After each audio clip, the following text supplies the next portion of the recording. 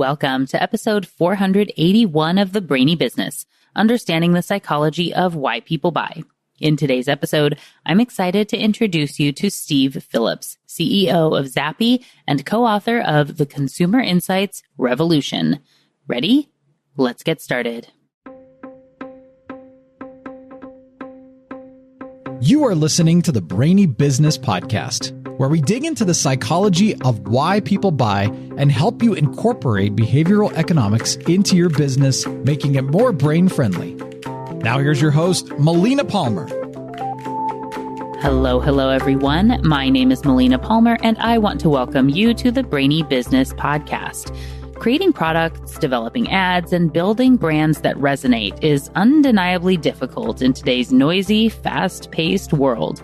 According to Harvard, more than 30,000 new products are launched every year, but 28,500 of them fail. Yikes. So, what's a company to do? Investing in understanding people, those humans buying and selling like we do here at the Brainy Business, is a great place to start. And they can also look to incorporate technology and efficiencies to be more agile in their consumer insights departments so they can make more consumer-centric decisions easier and faster than ever. In today's conversation, I'm joined by Steve Phillips. Steve is the co-founder and CEO of Zappi, where he leads the company's product and strategic vision. He has lived in and worked across 4 continents to demystify consumer insights and enable brands with accessible data to inform their next move. Since Zappi's inception in 2012, the company has leveraged AI. More recently, Steve has been focused on using new AI-first capabilities to new models to extract more insight and value from research data. Steve has spent more than 30 years in market research.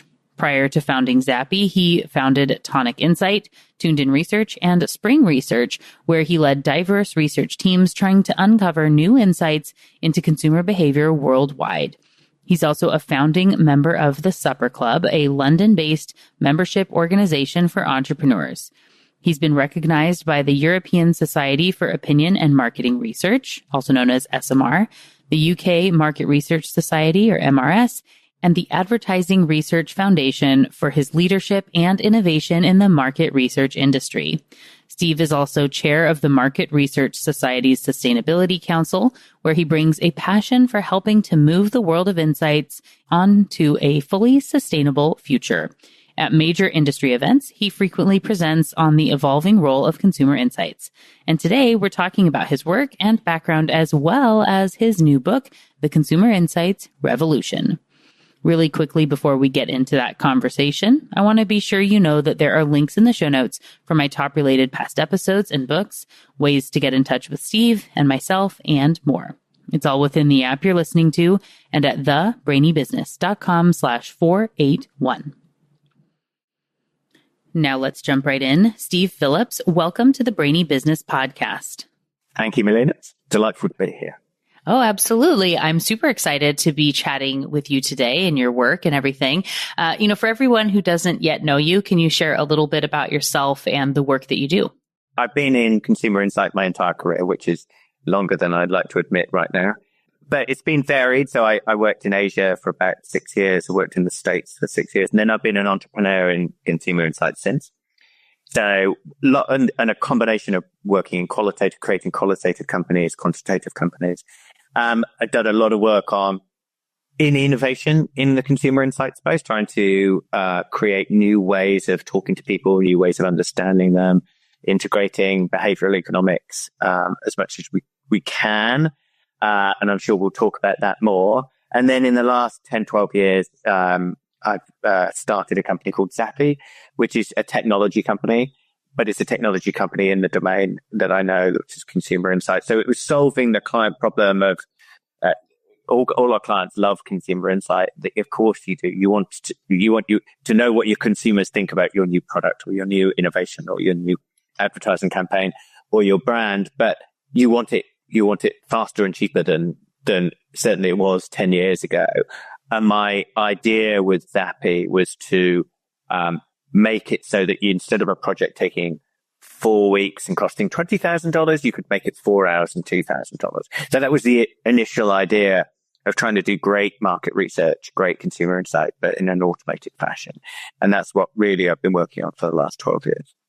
And I'm sure everybody listening, again, it's like, hey, solid goal, like way less time, way less money. I like that. Exactly. Exactly.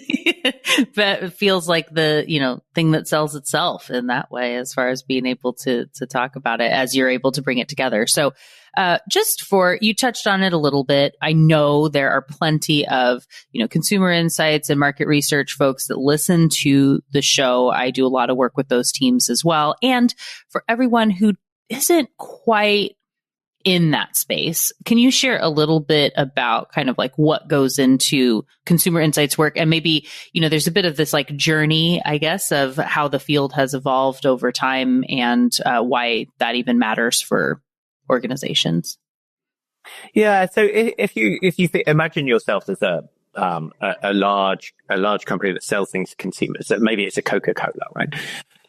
You are continuously trying to refresh your advertising campaigns, your brand. You're trying to make a new product, release a new juice or a new water flavor or variant, change your pricing, change your packaging, trying to refresh things. Those things take a lot of time and cost a lot of money to produce. So if you don't know that it's going to work, then it's a big gamble that becomes very risky. So there are two things you want to do. One is you want to know as much as you can about the people that you're launching that product to. So you want to understand what my consumers think, what they do, how they are, how they react, what they like, what trends they're interested in, what flavors they like in other spaces. So you want to understand the people you're trying to sell and market that idea to. And then the second thing is when you've got the idea, you want to test it with them to see if it's going to work. And it's not just, is this idea going to work, but how can I make it better? So, the consumers really like the pack, but they don't like some of the ingredients, or they do like the ad campaign, but it's not very as funny as you thought it was going to be, or one of the characters isn't particularly attractive. So you can start playing with the idea and improving it over time before you take it to market. And then, of course, after you've taken to market, you want to see how successful it is, not just immediately what the sales are, but are people enjoying using that product? What's their feedback? How can you iterate? How can you make it better over time? And then you go all the way back to the beginning and say, now what do I understand about consumers and what's my next innovation going to be? So that feedback that you get is just really important to companies. And they get it in multiple ways, but certainly consumer insights and surveys is one of them. Definitely. And knowing, of course, where my first book is called What Your Customer Wants and Can't Tell You, which is where the behavioral economics and behavioral science comes into all of this. I know you wrote an award-winning paper having to do with behavioral economics and marketing. How did you find behavioral economics, and, what was the draw for you there? And, what are some of the, tips and insights from that paper? Yeah, sure. My background, my degree was in economics. I'm an avid economist reader. I enjoy economics. I know that's a weird thing to say. There are only certain places and podcasts that I think that I would admit that. Welcome. It's the right one, right? Exactly. So I was reading about behavioral economics before I was thinking about applying it to consumer insight. And I was interested in it. I mean, there was a lot of work in the 90s and the early 2000s around it. Obviously, Kahneman, etc. And it was when I think, whether it was Thinking Fast and Slow or whether it was one of the other books, that I started thinking, actually I could, when you've got those behavioral economics principles like anchoring, etc., I think I could introduce some of those ideas into the way we do surveys. And that got me thinking along the lines of how could I use this understanding of how people behave better to make the output of the surveys we're doing more accurate, more reflective of what consumers actually think rather than they think you want them to think.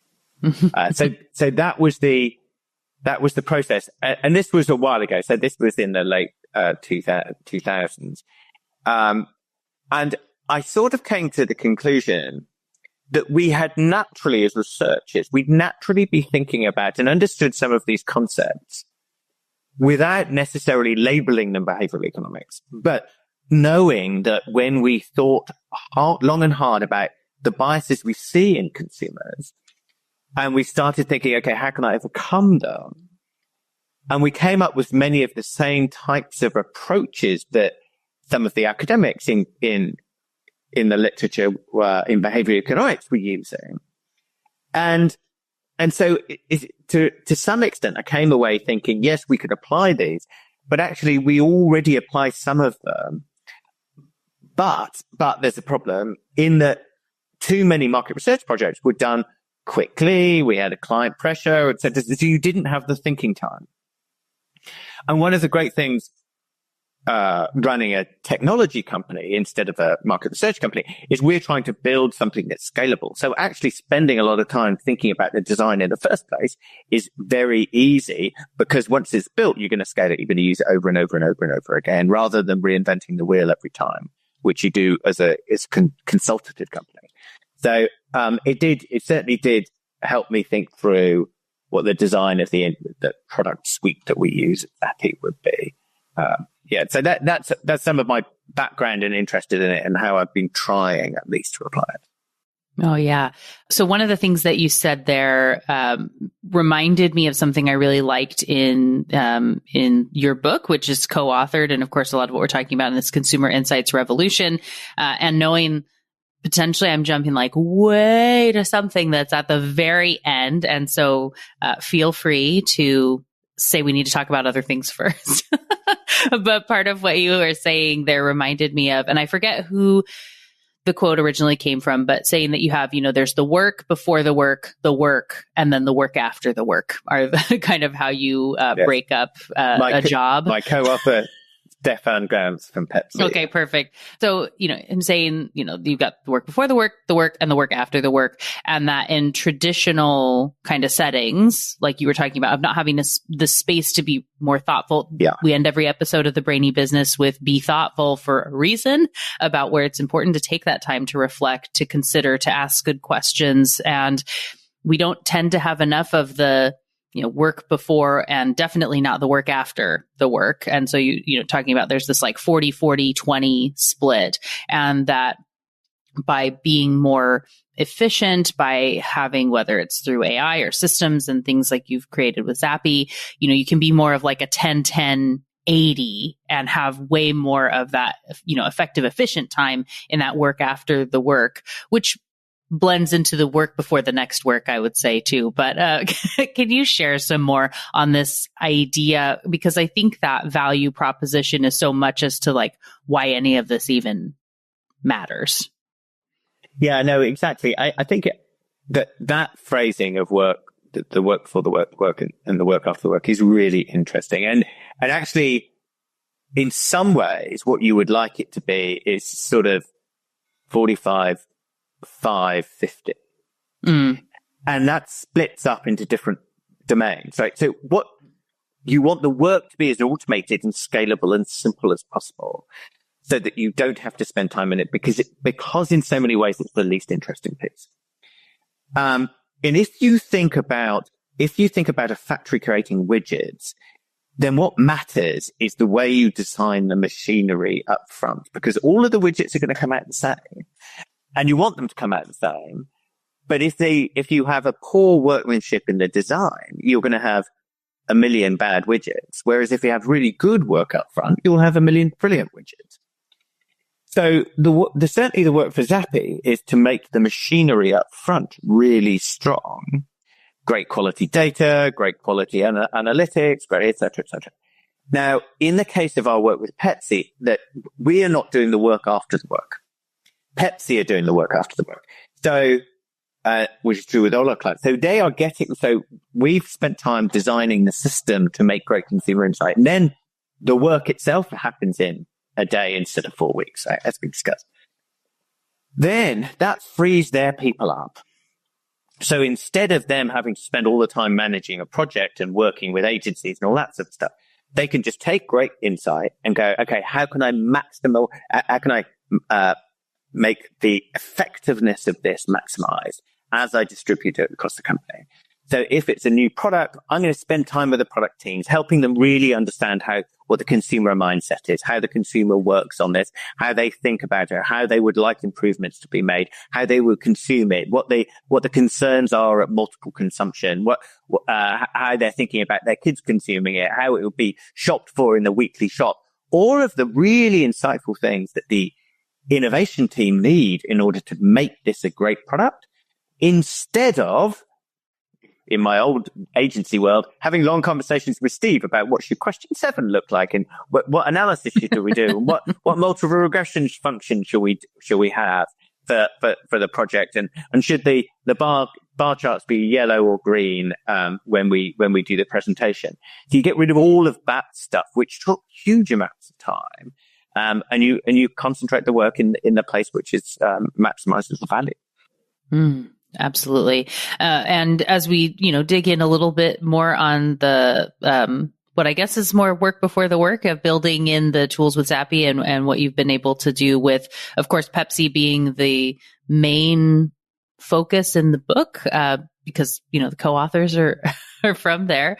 Can you share a little bit about, I think, the global and local problem and the issue that comes from siloed data and is really an important one, and questions and insights and everything being in its own sort of space, and knowing that this is a problem that exists even when you're not looking at things in China versus Mexico versus the US versus the UK. Doing market insights for an organization that was all in one state, like running a marketing department. We had issues with the things that came from this department doesn't speak to this department, and they are literally next to me.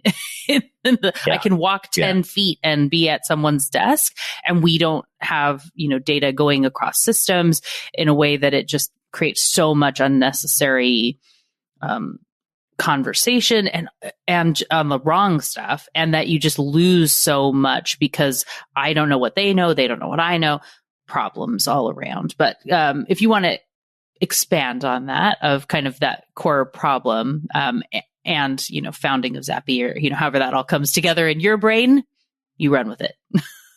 Yeah, sure. So I think so Stefan Gans, who is a co-author with us on the book, he came into Pepsi having had a background partly in consulting, partly as an entrepreneur, and partly in marketing, but not really in consumer insights. So he knew he was a user of consumer insights, but not a manager or producer of consumer insights. And I think that gave him the freedom to ask questions and think about systems in a way that lots of people wouldn't have done. And he came in and he describes, having a meeting with his team and saying, great, lovely to meet you all. Looking forward to getting stuck into consumer. So can you tell me, what's the platform where all the consumer insights live? And they sort of had blank stares, and he's like, well, like your sales data sits in Salesforce, and your your CRM data sits in Salesforce, and Nielsen data sits in. Where's our survey data sit? And they were like, well, mostly in PowerPoint. And it just made no sense to him. And of course it makes no sense. But up until then, no one had asked that question. So that was really the genesis of the process we were going on. And we at Zappi had been thinking about this. Because we had been thinking, because we were a technology company and we were a data company to begin with, we were thinking about data in a much more sophisticated way. And we wanted to be able to answer macro questions, not just micro questions. And what I mean by that is, yes, we wanted to be able to, if a client wants to sell a product in Thailand to young men, yes, we want to be able to test that product or that advertising campaign amongst young men in Thailand and give them feedback that helps them make that advertising campaign better. But we also want to use our metadata asset to answer the question, what type of advertising works for young men in Thailand? So that's a much more strategic question that happens up front. But in order to answer that question, you have to have a much more robust data asset sitting in one place, queryable, harmonized, systematized, structured. And that was the problem we were trying to solve. And obviously that also solved Stefan's problem. So the book goes through the story of us working together to create new tools for the 21st century, but also having that harmonized, systematized data asset, the access to that data asset, so you can answer many more questions. I think the thing that's so interesting about writing it with Pepsi is we have multiple clients, but they were the one who's driven us most in terms of new thinking, but not just on the technology and the design. They've also driven us thinking about behavior change. And the other co-author from Pepsi, which is Kate Shard, she did the hard work. So Stefan had the vision, we had the technology, and we had to update and implement the technology appropriately for them and use that system to scale for other clients. But her job was to create behavior change within the organizations to utilize these new systems. And that we all know that, technology is one of the things that matters. But the behavior change, getting people to adopt the technology, is much harder than building the technology itself. And so that's the story of the book, is going all the way through that, but then finishing with what the future is, which is once you have that robust data asset, once you have insights about people, young men in Thailand, we understand who they are, what they care about, what they think, what they feel, how they react to advertising, how they react to products, how they react to brands. Then we can use that data in a strategic way to empower AI models to help create experiences for them, to create new products, create new campaigns, create new ideas. So it puts our clients in a very strong position to utilize technology because they've looked at that data asset holistically. And I really love the way that it, as you talk about here, and the book goes through the full story, and not just so often any sort of books, advice, blog posts, LinkedIn articles, it's very like, just do this and it'll be amazing.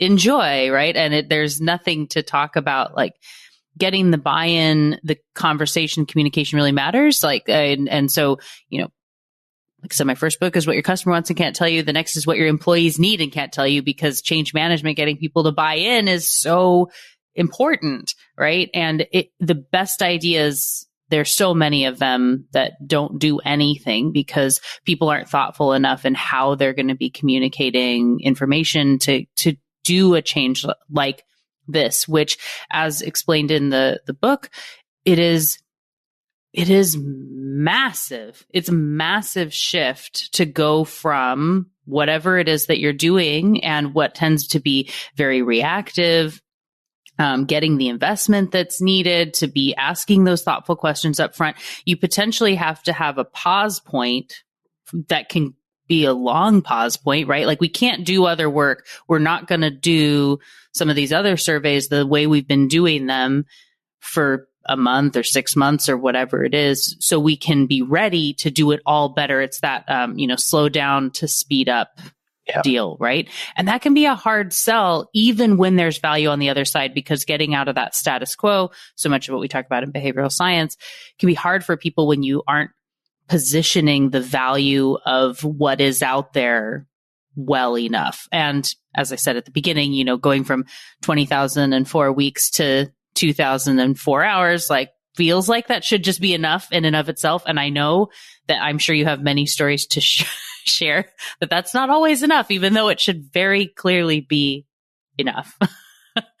Yeah. So, yeah, go ahead. I was going to say, go ahead. Tell more. Exactly. I mean, it seems like a no-brainer as an offer to me.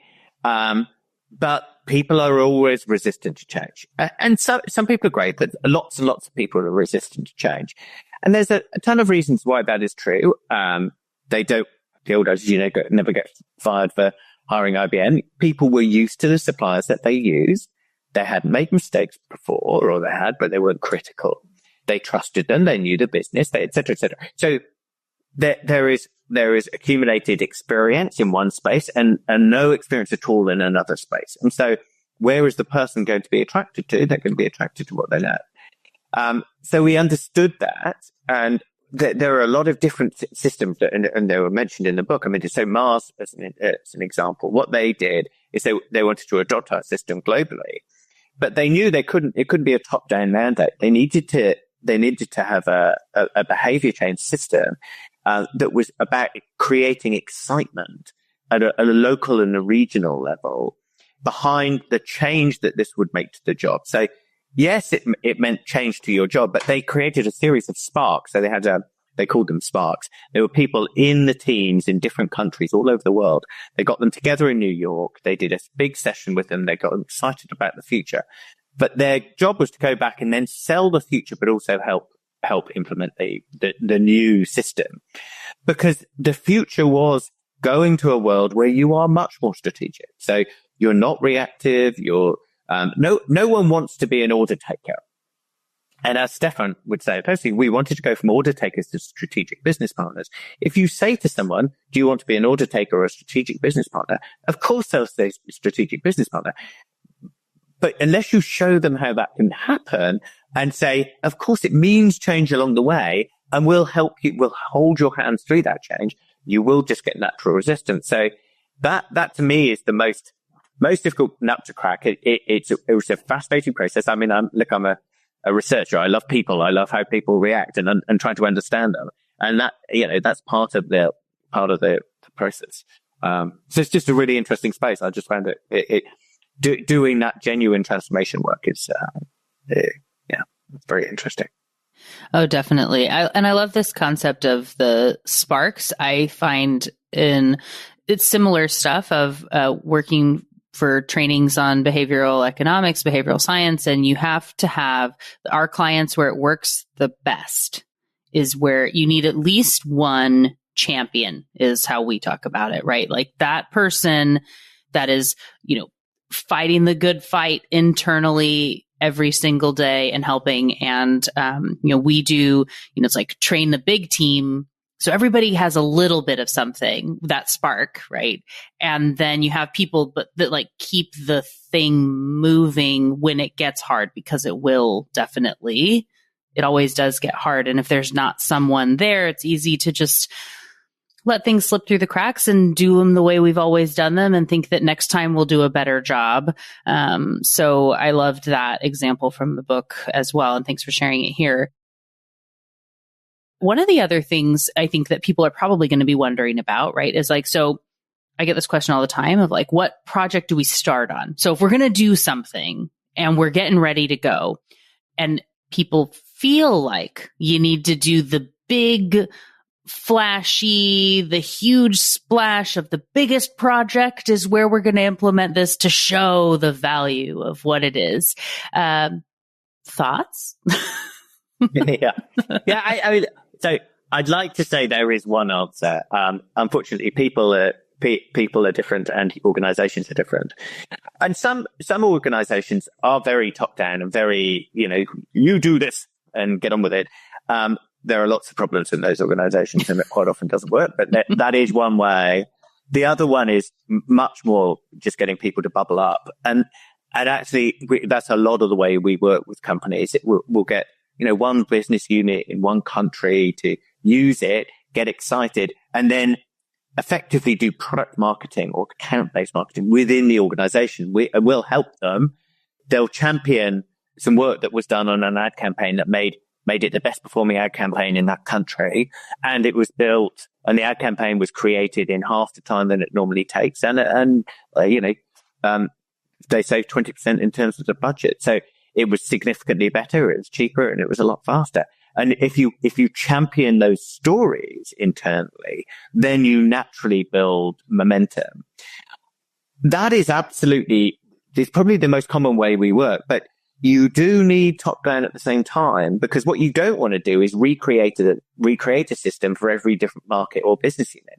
What you want is a holistic company overview of what the system should like. And it should be similar. It might not be adopted at the same speed in each market, but you do want the same system. You don't want a sales force which is structured differently per country or per business unit, and the data doesn't talk to each other. So you have that problem. So you need to think about getting champions and excitement and generating stories of success at the base of the user level, whilst also having a strategic overview at the top level of what this system, when fully implemented, will look like. And that, again, it's a big challenge, but I mean, it's the same challenge that all the consulting companies are dealing with and charging clients a lot of money for continuously, whether it's Accenture or Deloitte or McKinsey or whatever. Mm-hmm. Yeah. Well, I also thank you for that. And one of the quotes from the book being to not use live fire, right? In some of, as you're going for some of those projects, right? So if there's a lot riding on it, if it goes wrong and you're not 100% certain and you just want to test, that can be problematic, especially if you're not bringing in partners to help with it and you're just going to figure it out as you go on a really something that has a lot of eyes on it. So sometimes, getting some of those small wins that you can have still stories from and things can build some momentum and go from there. I'm curious. That's exactly right. As you look back, right, as you think about kind of this story, I'm curious on this entrepreneurial mindset journey, I guess is how I will say this, right? So you said being a data type of a company, and then there's a shift that you're going through there. So it's like this, I know from having a business and people we talk to, there was maybe a company before the company, of what you started, and then realizing whether it's because Pepsi called and they asked a question that you think, this is actually how we should be doing it. And it help to bring things together. Can you share a little bit about it? And it's however you want to answer on this and whatever comes to mind for you. But I think this, there's a goal, there's something you want, but not getting so dead set in the path, right? So there's this flexibility of how you frame the problem and whatnot that I think is just interesting. Yeah, no, so sure. So my entrepreneurial journey, this is my fourth company. It's by far the biggest, by far the most successful. And it's in, the weird thing about it is that it's in technology and I'm not a technologist, right? So right from the beginning, I just needed to learn and I'm sort of endlessly curious. Again, being a researcher, it's sort of natural. So I really had to learn about technology. Zappi ended up merging with a technology company that helped us build it. So we ended up with I was CEO who had the domain expertise, and then the CTO was the CEO of the previous company. So the two of us really developed the company together. And that was interesting because we had domain expertise and development expertise simultaneously. And I think we learned a huge amount from each other. So I knew nothing about what product looked like or how you code or what the outcome is or what you have to think about when you're briefing it. And then also we're both curious and read around, as did lots of other members of the team. And it's just silly things that some of the Amazon shareholder letters from Jeff Bezos were really inspiring. So there's one phrase that I go back to, which is strong opinions loosely held, that I think really shows the entrepreneurial mindset of, I really believe this, but if you prove me wrong or show me the data that says I'm wrong, that's fine. I'll move on to my next strongly held opinion, and I will change my mind as I go. Because if you have one mindset and you just implement that, then you might be right, but there's a good chance that you'll be wrong at some point. So that shows the passion that I think we all bring to the company of, I really care about this. I really believe in this. But I will listen to you. And if you convince me otherwise, or if you bring along data that convinces me otherwise, then I'll change my direction and I'll help you go in the other direction that you were thinking about. And that's not normally diametrically opposed. It's just different interpretations of the best way to get to where you want to get to as a vision.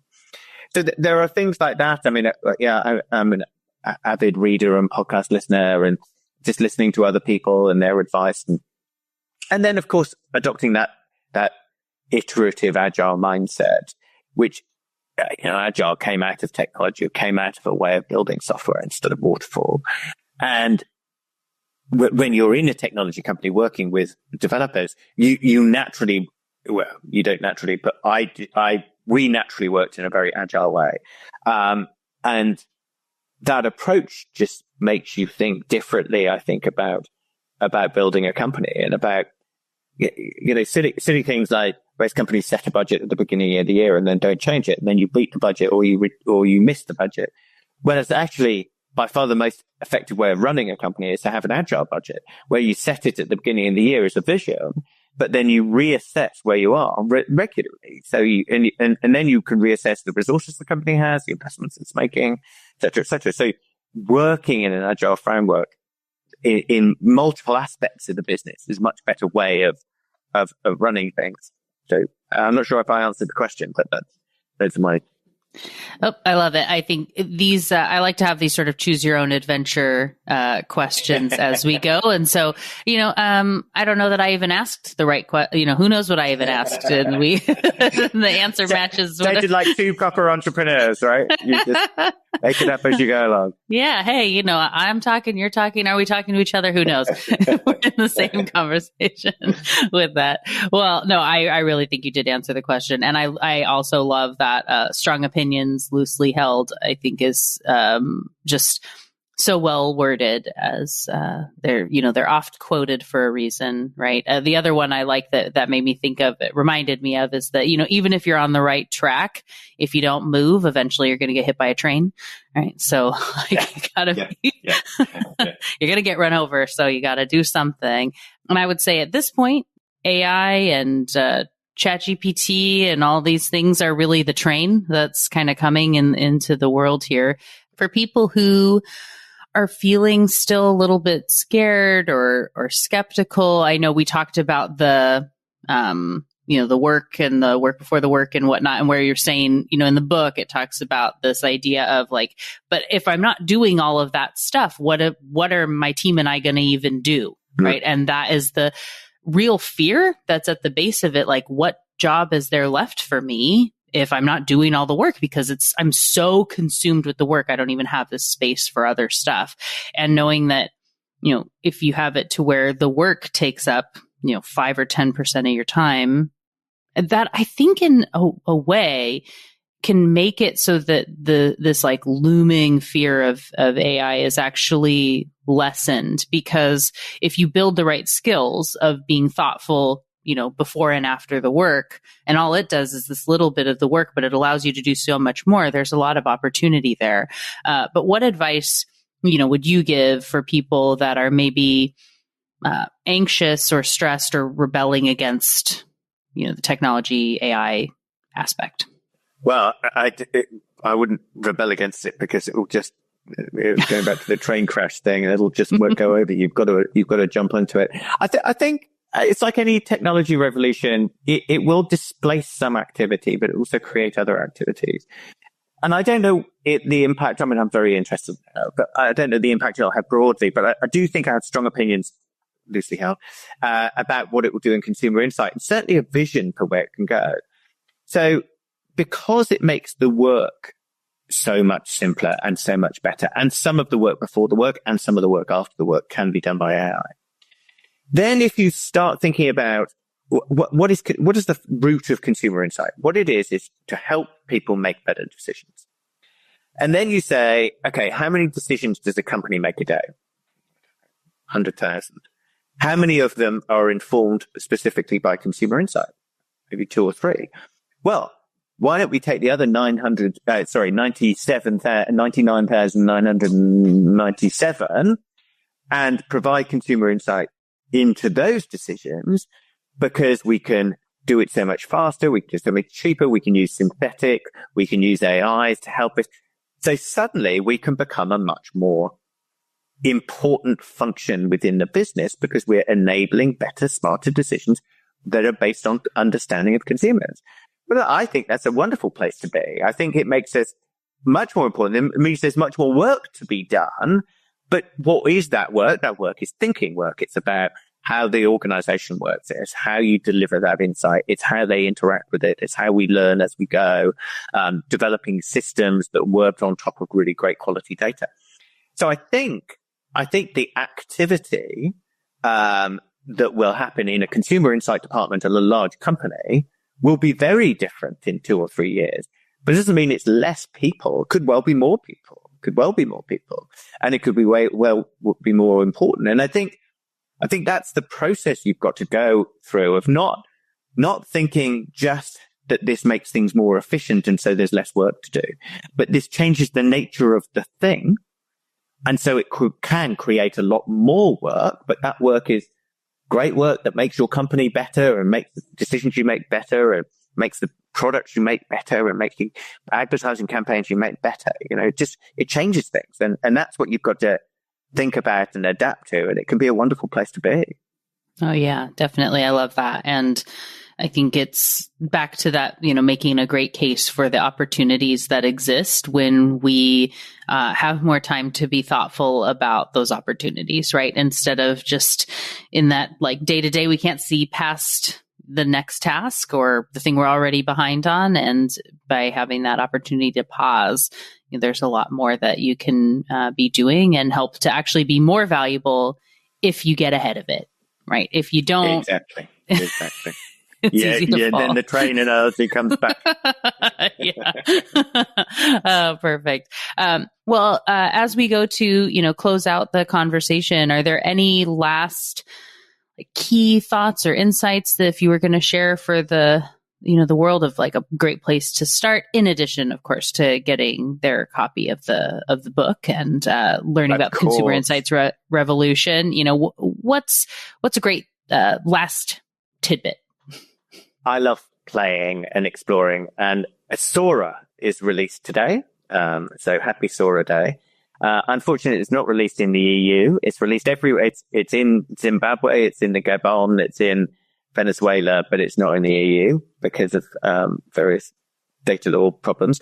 But anyway, I think Sora will be one of the next wave of incredibly disruptive, exciting AI technologies. So if I wasn't in the UK, I would be piling onto Sora and playing with it and developing my own videos. And I must say, I'm equally excited that the Google Geometry and the Google Maths AIs will hopefully come out in Q1 or Q2 of next year. So pile in and play would be my advice.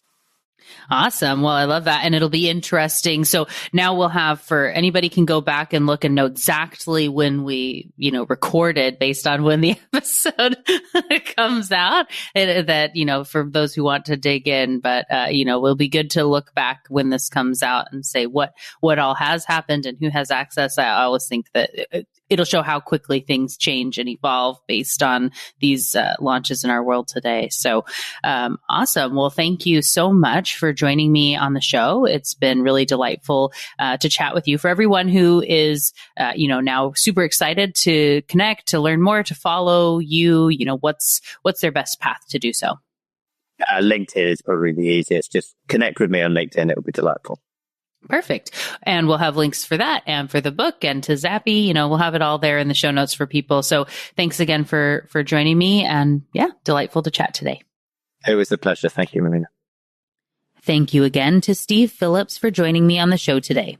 What got your brain buzzing in today's conversation?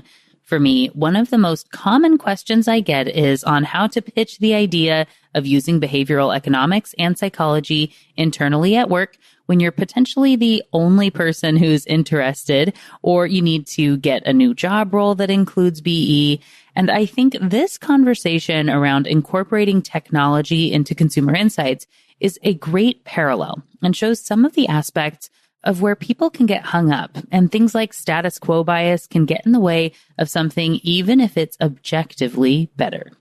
Specifically, I'm thinking of the discussion around the work before the work, and the work after the work, and explaining that so much work gets done in the work and setting up that work that there isn't much time for the analysis and other work after the work. But all of that is so important to ensure you're working on the right things, being more efficient and effective in the upcoming phases, and getting the most value out of all the work that you do in that department of insights and just across the whole organization. Instead of having a ratio like 40-40-20, where you have so much time in manually doing things and supporting the idea of what the work is even going to be and then doing the work, you don't have much time to understand what happens and do the work after the work. You could instead have that 10-10-80 split, meaning you don't have to devote human energy to a lot of the work, saving time and money and leaving lots of great space for asking better questions and being more thoughtful and creative, which are such great wins. But when it's you and it's your job, it's easy to feel a little hesitant.